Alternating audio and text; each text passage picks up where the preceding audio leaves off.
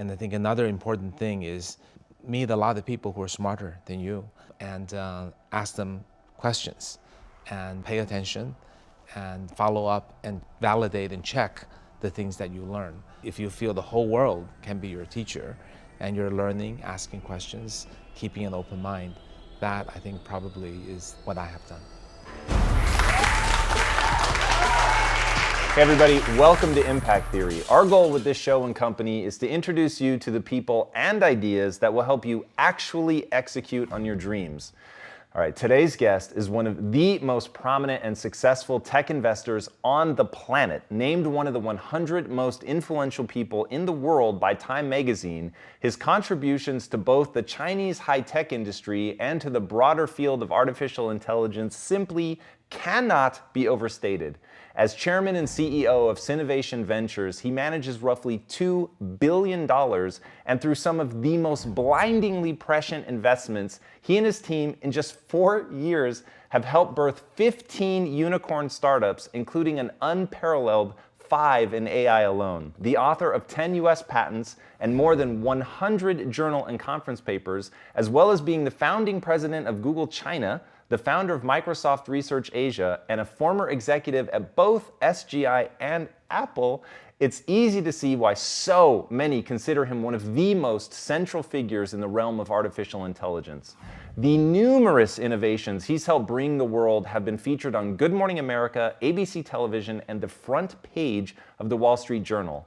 He's also the author of 7 best-selling books and has more than 50 million followers on social media. His leadership and insights into the future of technology have not only garnered him followers, but have also made him one of the most respected educators of the next generation of entrepreneurs and policymakers. So please, help me in welcoming the best-selling author of the new book, AI Superpowers, the Oracle of Innovation himself, Dr. Kai-Fu Lee. Welcome to the show. Thank you. Thank you. Absolutely, man. It's so good to have you. It's great to be here. I am very excited to dive into AI and all that stuff, which I have an absolute fascination with. But I actually want to start, you've talked a lot about the Chinese work ethic and how like crazy intense it is. Was that already something that was present in your family? I know you've talked about it. Was there a lot of pressure in your family to excel?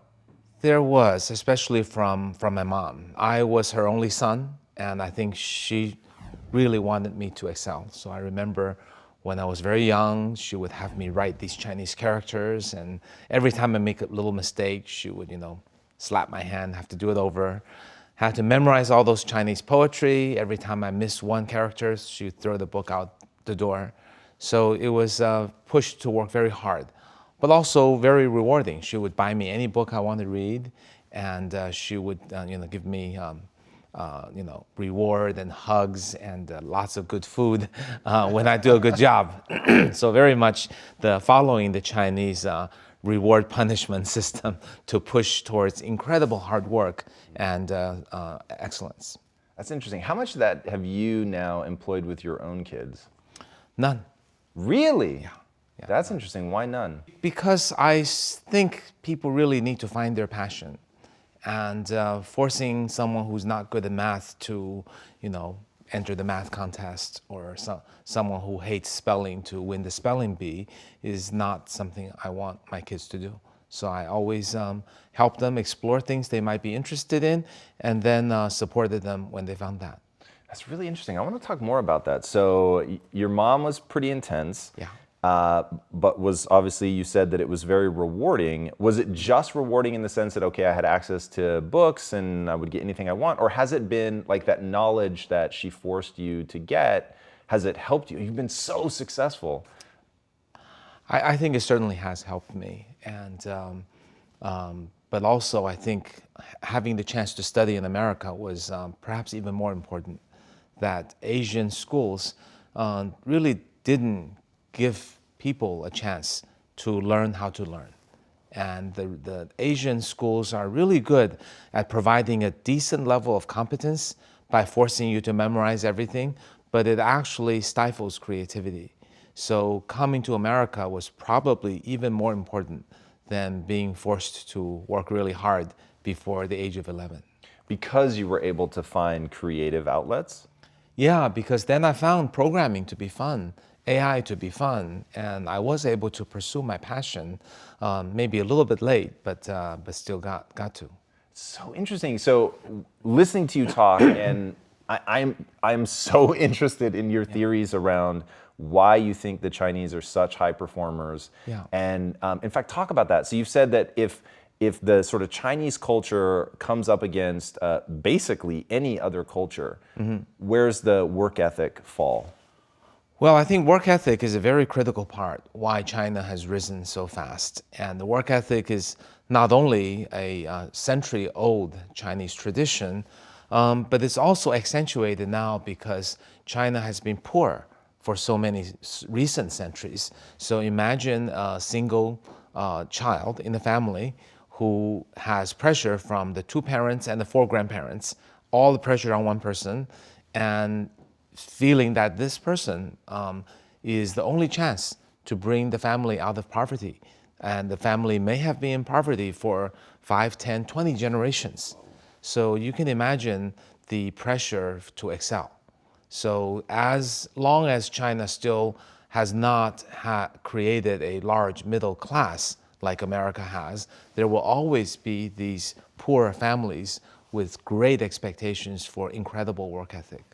So it's so interesting to me. So that there's something maybe distressing in me that makes me like that so much.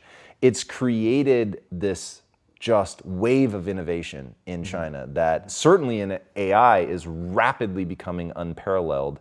And to hear you tie that to that, you've got these people that have expectations on one person and they've got that one shot to pull them out of poverty, but they're really doing it. Yeah. So for me, it begs the question then, what's more important to you? So you obviously champion that. You've invested in a lot of companies very successfully, and you bet on a lot of Chinese entrepreneurs because of this work ethic. So why not instill or push your kids in a similar way? What is it that is more important that makes you not want to do that?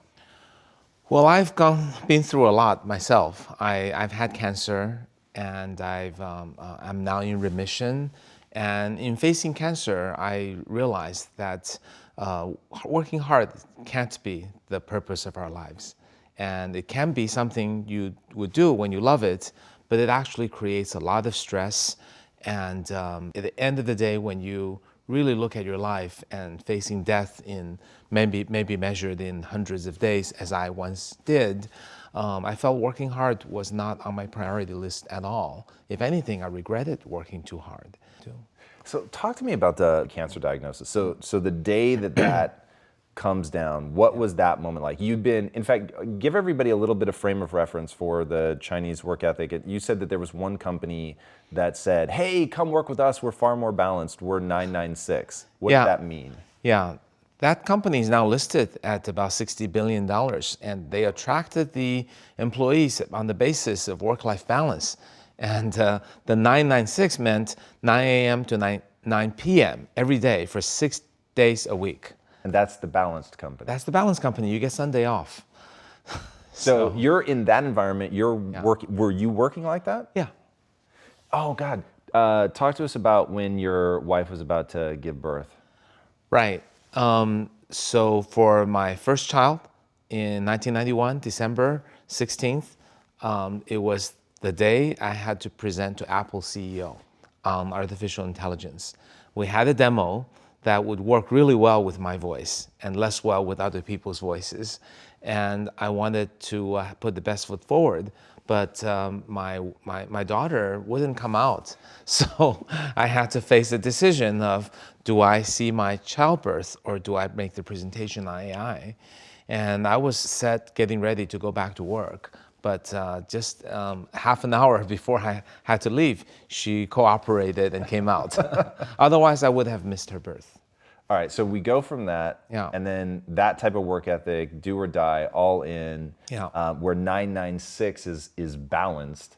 How do you hear that cancer diagnosis? What is that like first hour, first day like? I went through the usual phase of denial and why me?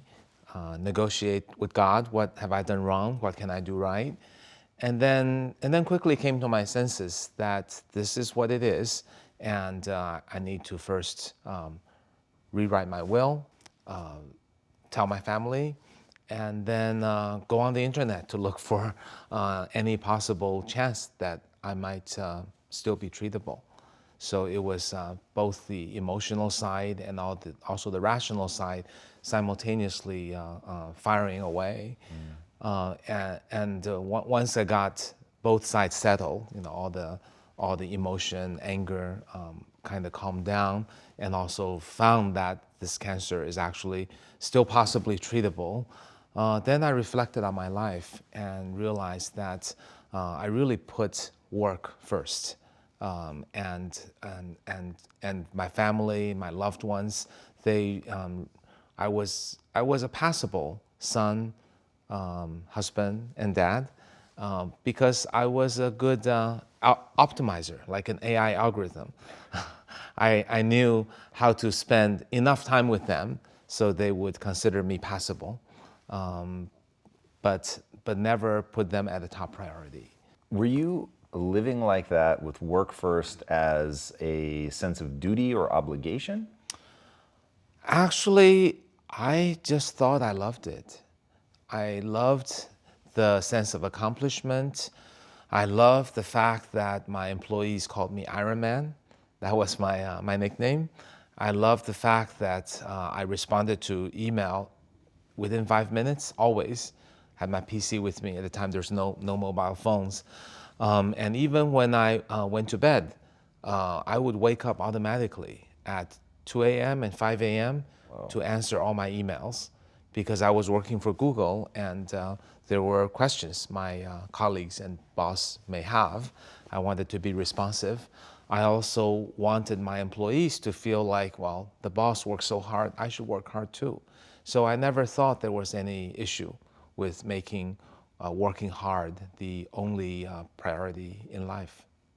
So, man, when I say this resonates with me, because I'm still in that mode where I love it, and I had an employee tell me that she didn't think I was human, and I loved it. Yeah. So now help me see the perspective of, like, when you really start to reflect and start regretting. Why regret? Like, if you were really enjoying it, what is it that your family gives you or means to you or whatever that you realized that was a mistake? Well, when I found out about my diagnosis and got over the denial period, I started rethinking my life's priorities. And I saw how my family was so selfless in taking care of me. My wife would, sleep in the hospital with me on a little couch, and my sisters were making me food, and my daughters were making me little presents and trying to cheer me up. And I saw that I never did that for them. And then I read a book by Bronnie Ware. She was a caretaking nurse who saw 2,000 people on their deathbeds. And in her book, she said none of them wished they had worked harder, achieved more wealth or fame. They only wished for giving love, spending time with the loved ones, and also pursuing their dreams, and not just blindly following fame and wealth. And also during my illness, I visited a very famous Buddhist monk, Master Xingyun. He's perhaps the most famous Buddhist monk in the world. He's very wise in the mountains in Taiwan. And then I talked to him about my illness and my regrets. And he said, Kai-Fu, what really drove your life? And I said, very simple, making a difference to the world, making an impact. So I measure everything I do minutely by how I can make a bigger impact, how I can invest in a better company, how I can write a book that sells more copies, how I can give a speech listened to by more people. And I said, this has to be good for the world, and why do I have cancer? And he said, are you sure you're doing all this for the world to be better, or are you just doing it to make yourself more famous?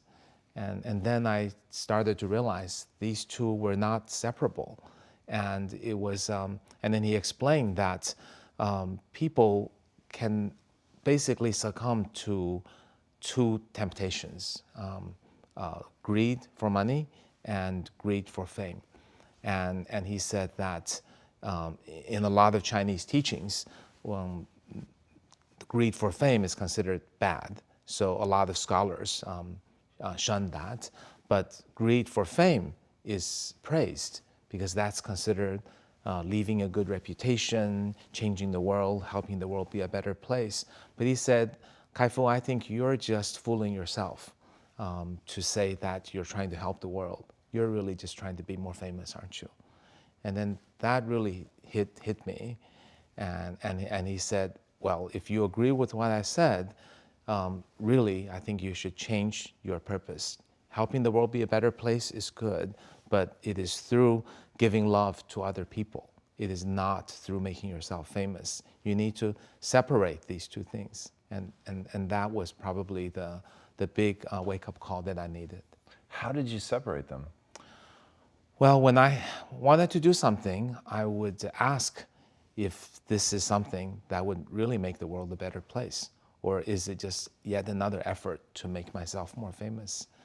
And I would prioritize the former goal.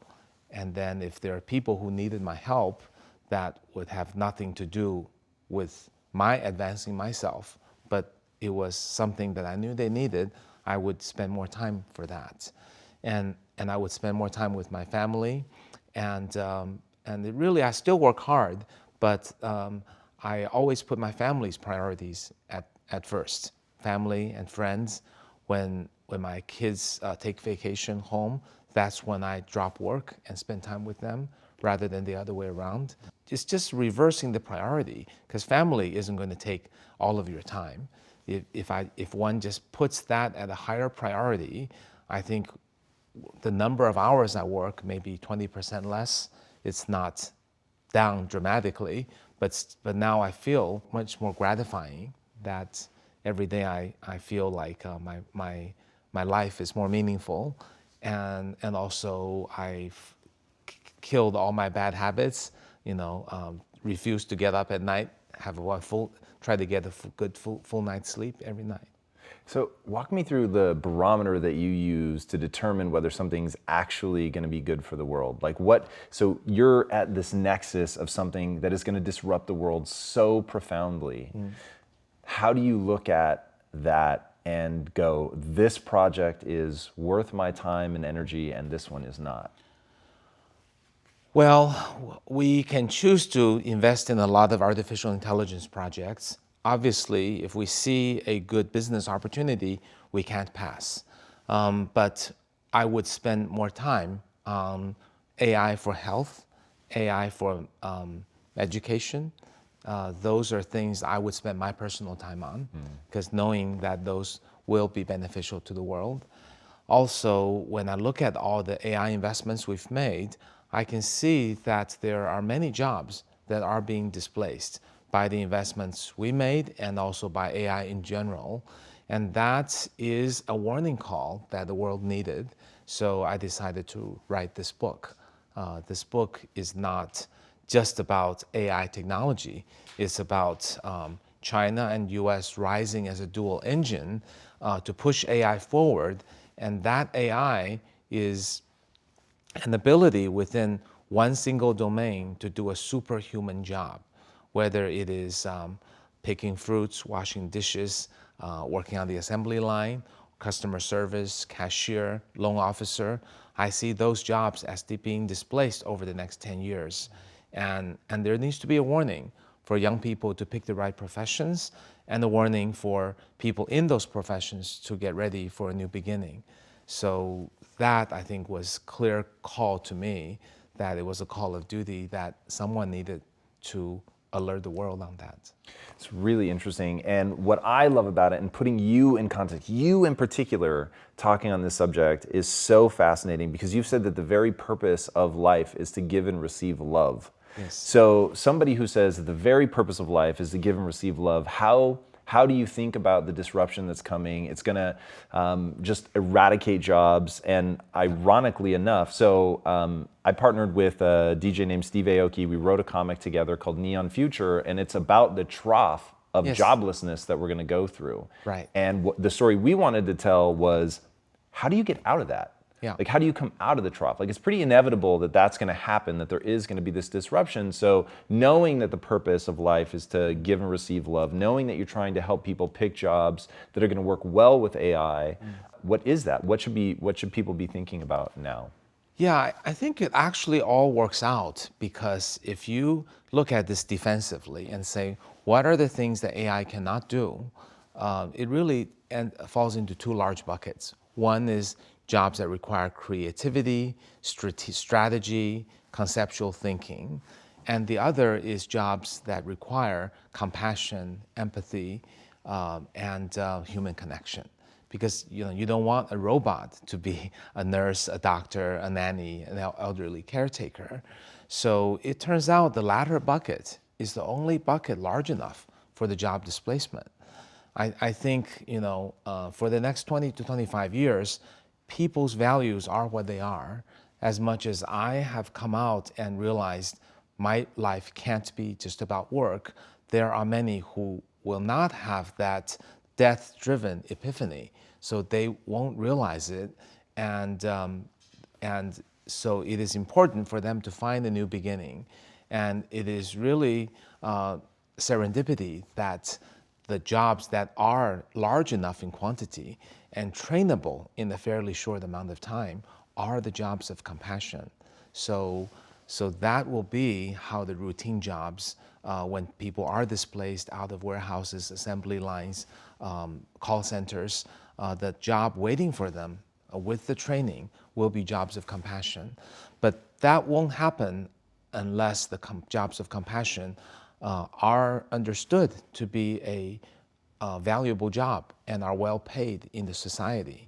So part of in the book is talking about how we can really help that happen, because AI won't make someone want to do an elderly caretaker job. It just has to pay better. And that job, that category, elderly caretaker, is going to blossom because people are living longer. People over 80 need 5 times as much care, and yet the 1 million positions open on elderly caretaker are not being filled because the pay is not enough. So AI is going to create, just in the next 12 years, $17 trillion of net value to the world. So now I want to bring that together with two things that you've talked about. So we've got the notion of humans are really going to find their purpose in love, and humans have this desire to chase their dreams. So how do we bring those two things together when dreams are often conflated, rightly or wrongly, with the fame, with the money? How do you help people, maybe even your own kids, like how do you help them see a way to bring those two things together? Well, so when we think about beyond the current trough, maybe 30 to 50 years from now, that trough being like joblessness? Joblessness, right. I think we really need to think about a different world, that the AI is not only meant to wake up us now to go for the jobs that have more compassion, service jobs, and so on, but also it's meant for education to be changed. I think there are two aspects. I think one is all the kids should be encouraged to really do what they love. It's really important for us not to let the current prejudices or beliefs on these are the good jobs, doctors, lawyers, engineers, these are the good jobs. Well, many of these jobs will be gone too. Within each area, certain jobs will open up, certain jobs will close down. Let's take the medical domain. I think radiologists, dermatologists, in 30 years, they'll be gone. There won't be any more humans doing those jobs. But medical researchers, people who invent the next drug, well, that's going to be what we need. So I think encouraging people to go for the jobs where AI is a tool that amplifies your creativity, that would be the ultimate job to have. But it has to be an education that encourages creativity and an education that helps people go after what they're passionate about. Wow, I love that. Talk to me about follow through. So a lot of people are going to experiment with a lot of things. They're going to start, they're going to stop, and that's going to become a pattern in their life. Start, stop, start, stop. How do people develop the level of discipline? I'm putting words in your mouth maybe, but discipline or grit to see things through. Well, I think one part is to recognize that we're not just in a society with other people. We have AI. So we really need, if we really want to be that group of the creatives, the group that have the wind behind their sails with AI as tools, pushing and amplifying their creativity, well, you got to work hard at it, right? I think that's going to have a higher bar than ever before. So that self-motivation, I think, needs to be there. Also, I think you got to be doing something you love to do. I don't think anyone can be amazing unless they're doing what they love. Those two are really combined. You know, I think there was a book by Malcolm Gladwell where he talked about the 10,000-hour rule, and that really continues to be true. So it's got to be that 10,000 hours plus something you're deeply passionate about. And then I would add on top of that, pick something that AI can be put wind in your sails. If you have that, then I think the future will be very, very bright. The way that you look at the problem is really, really interesting. And I think too many people probably dismiss you just saying that, oh, you grew up in America and China, so you automatically have this purview. But I think that you have an exceptional ability to learn. And I'm wondering if you have a system of learning. Like, how do you go about taking a big problem and really getting perspective on it? Well, I think first you got to have an open mind. I think if you start with a prejudice that Chinese companies are just copycats or Silicon Valley people just don't work hard, then I think you have blinders on and don't look at the whole picture. And I think another important thing is meet a lot of people who are smarter than you and ask them questions and pay attention and follow up and validate and check the things that you learn. If you feel the whole world can be your teacher and you're learning, asking questions, keeping an open mind, that I think probably is what I have done. It's really interesting. You talk about an open mind. So you said something in the book, and I was very surprised. And you said that even if we're wrong and we don't have a soul, we're better to believe that we do. Why is life better if we believe we have a soul?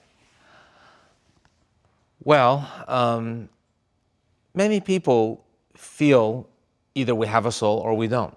It's a very strong belief that people have. If you ask religious people, they'll believe, of course we have a soul. Of course AI can never do what we do. But if you ask a lot of AI scientists, they'll say, well, it's all physical matters, and we just need to duplicate and replicate everything in our brain and body, then there will be a replica of a human. And of course, everything we do are just electrons firing, chemical reactions. Everything can be replicated, so how can there be a soul? So both sides are very dogmatic.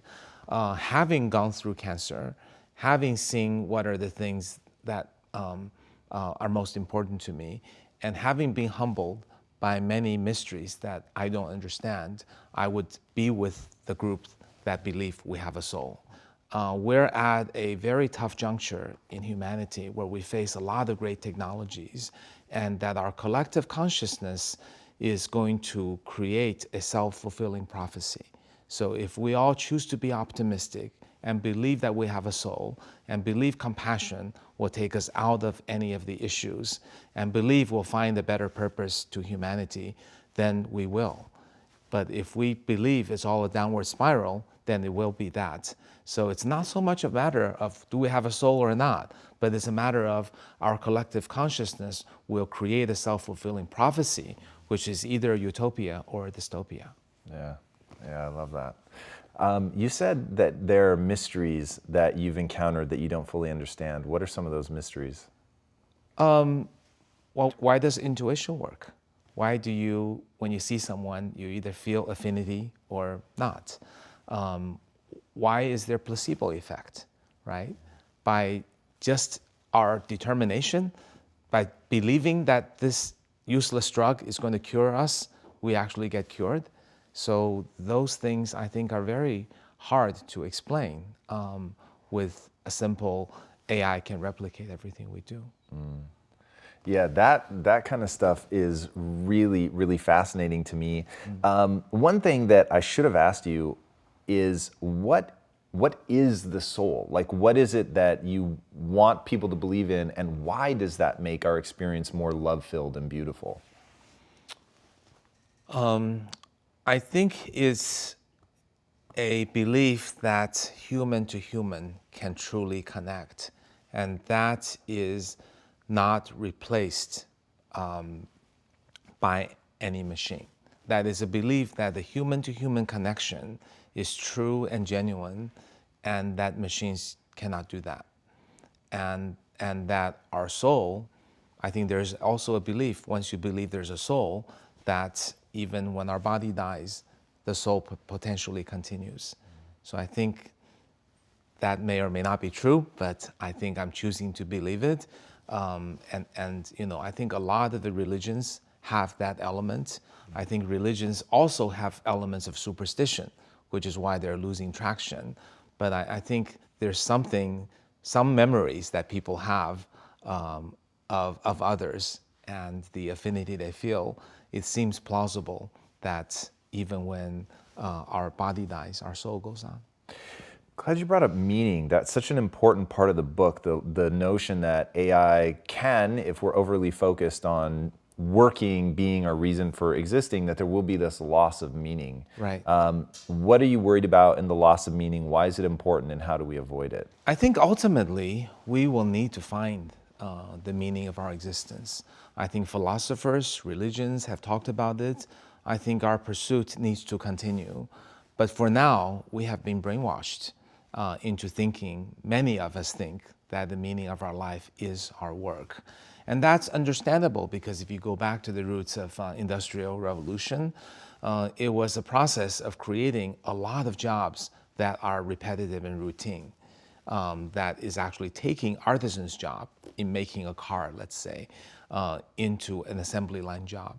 And in order for the many people who are in routine jobs to accept their jobs, it would be convenient if they believed that their life was about working. Work is suffering, it's repetitive, it's boring, but I got to do it. And if I do it well and do a lot of it, I will earn more money and give my family a better life, give my kids a better education. So therefore, my work is the meaning of life. But AI is just the opposite of the Industrial Revolution. It is exactly here to displace those routine jobs that were created by Industrial Revolution. So when those jobs are eradicated and people have attached their meaning of life to their work, and their work is gone, displaced by AI, and any job they're likely to find may be displaced again by AI, I think they will fall into depression, substance abuse, even suicide. There are a lot of evidence that, given this brainwash that we have, suicide rates, depression rates, substance abuse rates all go up in prolonged periods of unemployment. So I believe when we're facing this significant unemployment in the next 15 or 20 years, we can't just hope to cure it by handing social welfare to people, by giving them money and saying, don't worry, you don't have to get a job. Here's some money to help tie you over. Because what people lose that's most valuable to them is not the loss of income, but the loss of meaning. All right, before I ask my last question, tell these guys where they can find you online. I'm Kai-Fu Lee on Twitter, just my whole name spelled, Kaifulee. And my book has a website, aisuperpowers.com, on which I'll post my newest writings. Excellent. So my last question, what is the impact that you want to have on the world? I think the most important impact is really to spread love and to be sincere to people and to do everything from my heart. And when I see opportunities, share my thoughts in a way that will cause the world to be a better place. I like it. Kai-Fu, thank you so much for coming on the show. That was amazing. Thank you. All right, guys, I'm telling you, the coming AI revolution is so massive, and to let it catch you off guard would really be a tragedy, largely for the reason that he already talked about, which is there is this real fear of loss of meaning coming because everybody has their identity so tied up in their job. And I've never seen anybody more gracefully be able to go from engineer, like really talking about the science and what's happening and why it's happening, and have such a tremendous understanding of how it's playing out even geopolitically, and then yet also in the same book be talking about love and meaning and connection, and to be able to share his personal story of his cancer diagnosis and how it changed. And I really believe in Yuval Noah Harari's notion that people have, he said science fiction writers, but I'll take it farther than that, and I'll say that people in this realm of dealing with future technologies have a moral obligation to paint a picture of the future that's worth creating. If we don't have a vision to strive towards, then the odds of us getting there are exactly zero. And that is one of the things that I found most extraordinary about his book, is he paints this incredible vision of that, and I'll encapsulate it with the moment when the Go player lost. And he said everybody saw this triumph of even taking it so far as to say that it was the West triumphing over China, and AI certainly triumphing over man. And he said that was to misread the situation. And what he saw was a man that loved the game so much that he couldn't help himself but to take on a challenge he knew he would ultimately lose. And I love that. That hit me so hard, because that's the human experience. So I think that this is a truly unique voice. He is an ultra credible scientist. He has done extraordinary things in the field of AI, and what he's doing now from an investment standpoint, I think the 50 million followers are just the tip of an iceberg of people that should be paying attention to this man, and I hope that you will become one of them. All right, if you haven't already, be sure to subscribe, and until next time, my friends, be legendary. Take care. Kai-Fu, thank you again so much, man. It was an absolute pleasure.